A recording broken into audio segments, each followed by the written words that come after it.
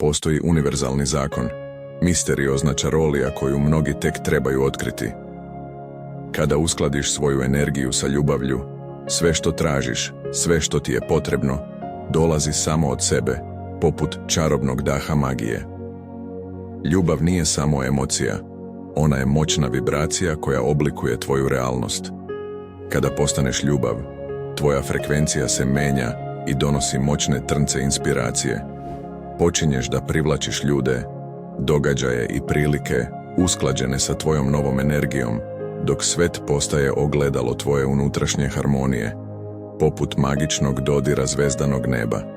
Kada voliš bezuslovno, ne samo ljude, već i svaki trenutak, svaki dah, svaku priliku, tvoja svest se uzdiže, a topli talasi ljubavi probuđuju neotkrivene dubine. Više ne moraš da juriš za stvarima, jer one same dolaze do tebe. Ljubav je ključ koji otključava vrata sinhroniciteta, lakoće i čuda, kao nežan, hladan šapat koji osvetljava tvoj put. Energija ljubavi pulsira, širi se i preliva u sve što dotakne, stvarajući magnet za radost, mir i obilje. Ljubav nije slabost, ona je sila koja stvara život, pokreće cijeli univerzum i donosi odgovore na sva pitanja sa izuzetnom preciznošću čarobnog vremena.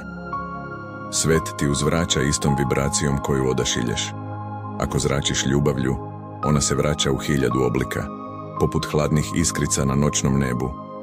Ako vibriraš na frekvenciji zahvalnosti, život ti donosi još više razloga za zahvalnost, jer je sve energija, a ljubav je najviša vibracija.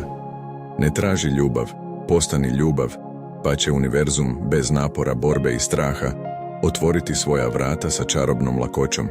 Zato, budi ljubav i vibriraj ljubav.